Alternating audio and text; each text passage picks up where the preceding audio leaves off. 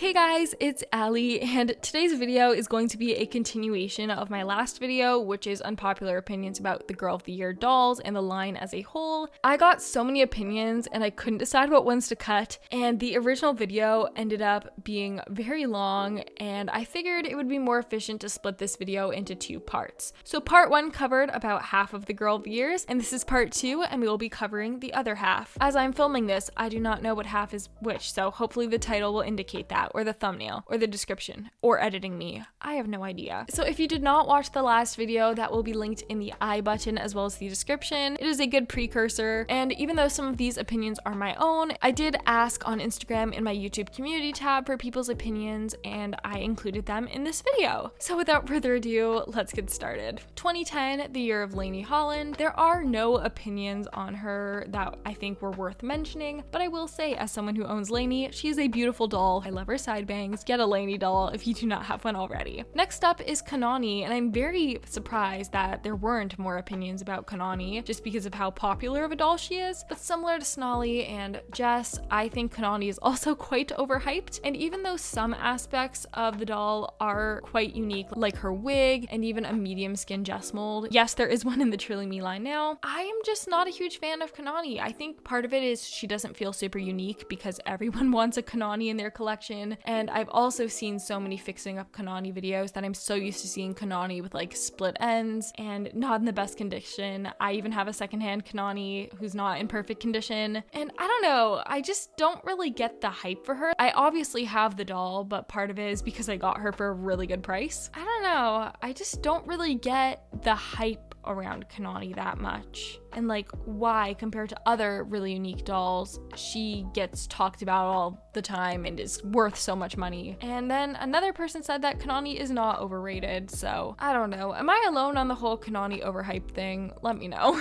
Next is Mckenna, who is a very special Girl of the Year to me because she was the first Girl of the Year released when I was into American Girl, more so the magazine, but like I was hyped for the movie and everything. And some people said that she's underrated, and then other people said that she is a very boring Girl of the Year, but a good movie. And the movie is so nostalgic to me. The songs were even used on Dance Moms, so I do love Mckenna's movie a bunch. This opinion I found really interesting, and it said that Mckenna's wig, which has no part, is actually more annoying than dolls with a permanent part. I do not have an opinion on this, as I do not own a doll that has no part, but if you do own Mckenna, and I think Kaylee might also have no part, let me know your opinion on that in the comments. Next is Saige, another one that generated quite a few opinions on my poll. One person said that her collection is one of the best, and I do agree. When I think of Girl of the Year collection, Saige definitely does not come to mind first, but when I really think about Saige's collection, her pieces were so cute. Her cardigan outfit was everywhere. Of course, horses, it's a staple. I just feel like all of Saige's outfits were really memorable. I mainly know her outfits. I know she had accessories too, but it definitely was a good collection, and there weren't any pieces that I think became really cringy or outdated like some more recent Girl of the Years. She's a pretty doll, but her meat outfit and story don't help her. I actually loved Saige's meat outfit, and I loved her boots so much, and her dress is just so iconic to me, and I really love it. And I saw, because I was really only into the magazine at the time, I would see the ads of the girls matching Saige and wearing her meat dress, and I wanted that dress so badly. I have read Saige's books, but like a really long time ago, so I don't really want to comment too much on her stories, but I will say at least her movie is quite forgettable in my opinion, and somebody else did say that Saige is the worst Girl of the Year movie. I just feel like there was no crazy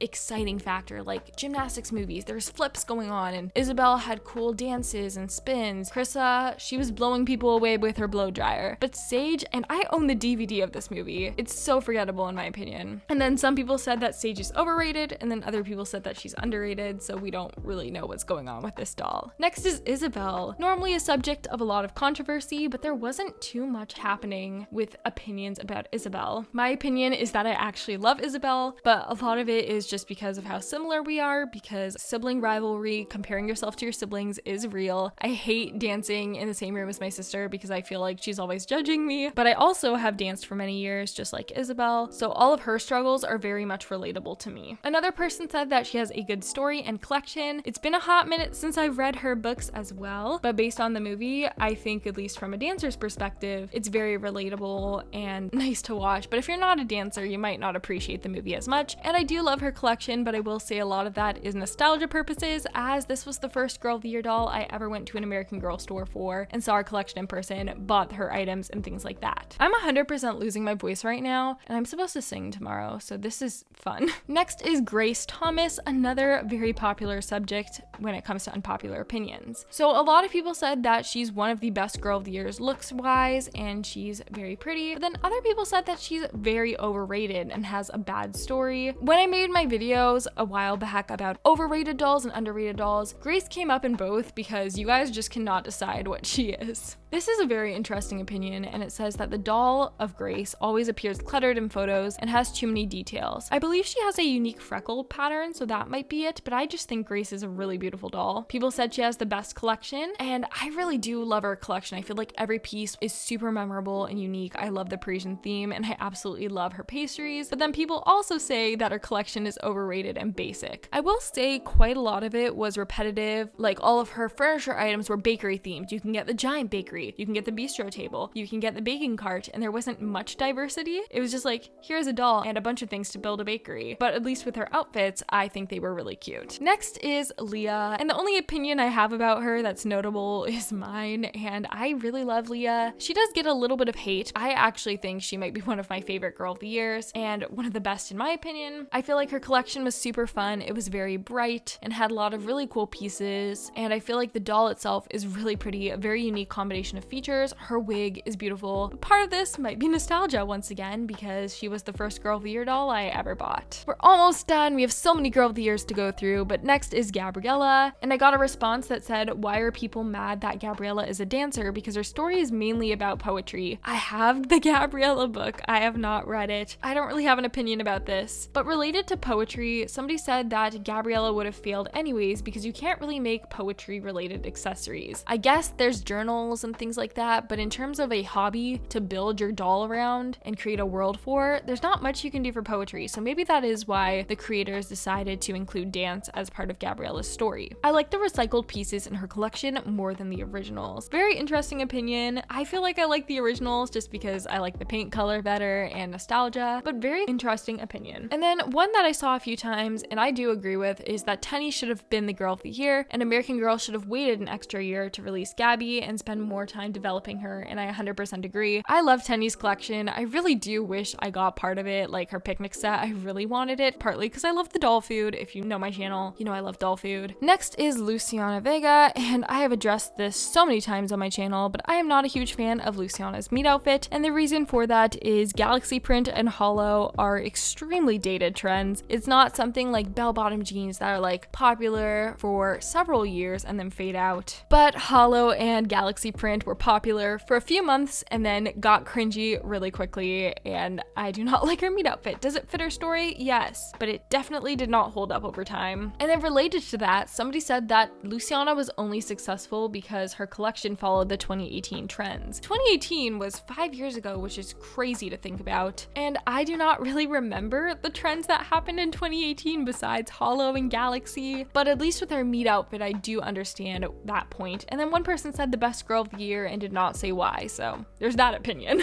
Next is Blair, and somebody said that she has a really cute collection. I love the pastel aesthetic, but I don't really like the collection itself because there'll just be one thing about the item that I don't love. Next is Joss, and one person said that they hate the name Joss, and I think the whole community thought the name Joss was quite weird at first. It is a nickname, but it's definitely very weird compared to names like Kira, Blair, Gabriella that aren't too obscure for baby names, and then you have Joss. Somebody else wished that Joss had different eyes because they said the combination of brown eyes and brown hair is getting a little bit boring. And as somebody who has brown eyes and brown hair, I do understand where you're coming from, especially in the Truly Me line. There are a lot of dolls with this combination, but I also do like Joss because I feel like in the Girl of the Year line, she is quite unique with that combination. What I would love to see though is a doll that has brown hair but with blonde highlights to make it a little bit more unique. Also, so I could update my mini-me to look more like me. Almost through with the Girl of the Year dolls. Next is Kira Bailey, and somebody said that dolls looking similar, such as Kira and Julie, isn't necessarily a bad thing. I think if you are maybe just getting your first doll and you see, oh my god, Kira Bailey, Girl of the Year 2021, she goes to Australia, that's so cool, I want her, then that's fine. But I think if you are more so a collector, or you just like having dolls that look different from each other, if you own Julie, you might not want to get Kira just because of how similar they look. And that was the case with me. It was very hard to resist the Girl of the Year hype that happens every January with everybody posting nonstop about Kira, but she just looked too similar to Julie for me. And I don't even use Julie that much in my collection because she was my sister's doll, but just a note. Finally, Girl of the Year for 2022, Corinne. It's so weird starting to talk about Corinne in videos that people have opinions on her now. I feel like I have to update all of my content to revolve around Corinne now. I don't know if I'll ever get around to it. But my opinion is, despite me owning the doll, I am not a huge fan of the colored hair, and this applies to Truly Me dolls as well. But I will say, I think out of every doll with colored hair, Corinne's has been the best executed so far in my opinion, just because the color is really only in the bottom layer. So at least from the front, you can easily hide the blue and maybe Photoshop out a few rogue hairs and things like that. Like, I understand it's cool, but it's not really the aesthetic I'm really going for with my dolls, at least. One person said that they dislike the face mold. I do not have any explanation for that opinion. I guess maybe because it is so new, it might take some time for some people to adjust to the look of the face mold, but at least for me, it still looks like an American Girl face mold and like a combination of several molds rather than a new mold out of the blue. And then this was mentioned a few times as well, but I feel like this might actually be a popular opinion, and that is that some people dislike Corinne's painted lashes. I've owned Corinne for a few weeks and her lashes don't bother me too much. I feel like they make Corinne Corinne, and if I ever saw a Corinne doll without the lashes, it just wouldn't look the same to me. They don't bother me too much, and I feel like they just make Corinne look like Corinne, and I love them. Thank you guys so much for watching this video. It is finally over. We have made it through all of the Girl of the Years. If you guys enjoyed it, give it a thumbs up. Comment down below, just like last video, your unpopular opinions about this batch of Girl of the Year dolls. Make sure you subscribe to my channel for more American Girl doll videos, and of course, have an amazing day, and I will see you guys soon with a new video. Bye!